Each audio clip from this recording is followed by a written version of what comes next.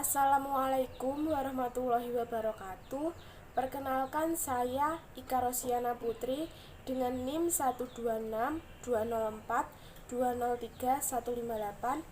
Kali ini saya akan membahas mengenai pengantar filsafat pendidikan matematika.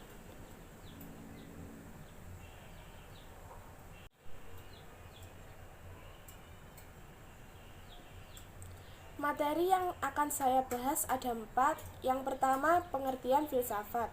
Yang kedua, filsafat matematika.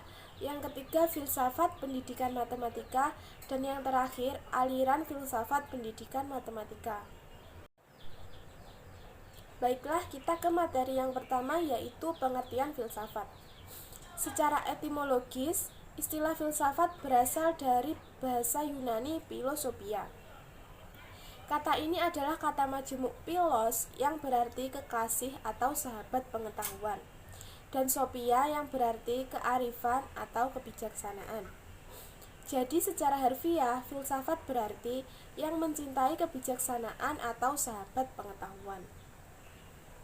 Pakar filsafat disebut dengan filsuf, dan orang yang berpikir menggunakan cara filsafat disebut dengan berpikir filsafati.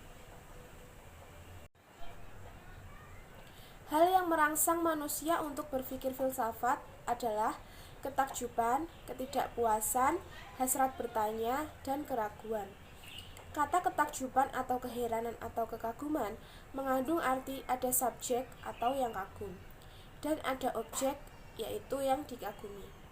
Yang kagum adalah manusia, dan yang dikagumi adalah segala sesuatu yang ada dan yang dapat diamati.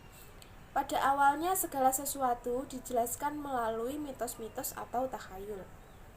Hal ini yang mengakibatkan keraguan manusia dan merangsang untuk ingin tahu dengan akalnya.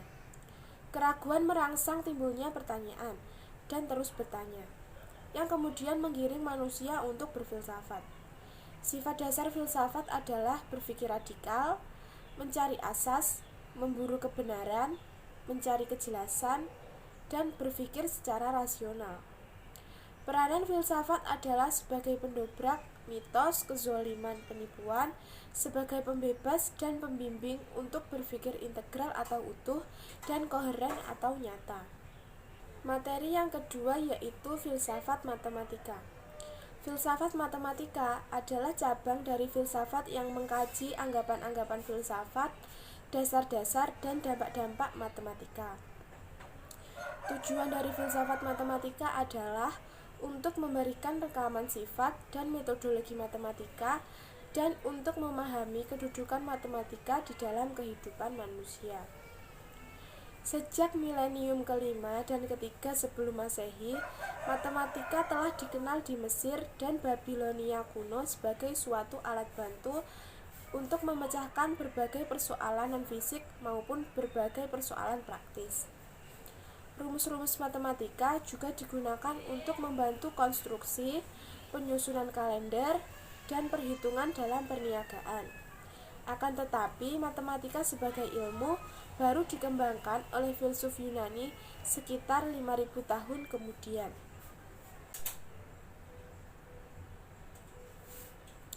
Prinsip pertama dan utama dalam matematika saat ini adalah abstraksi. Karena bagi para filsuf Yunani yang mengembangkan matematika, kebenaran pada hakikatnya hanya bersangkut paut dengan suatu entitas permanen, serta suatu keterhubungan dan pertalian yang tidak berubah-ubah. Dengan demikian, jelas sejak semula, matematika bukan hanya merupakan alat bagi pemahaman filsafat, tetapi juga merupakan bagian dari pemikiran filsafat. Filsafat matematika bersangkut paut dengan fungsi dan struktur teori-teori matematika. Teori-teori itu terbebas dari asumsi atau metafisik. Filsuf-filsuf besar Yunani yang mengembangkan matematika ialah Pythagoras dan Plato. Baiklah, kita lanjut ke materi yang ketiga yaitu filsafat pendidikan matematika.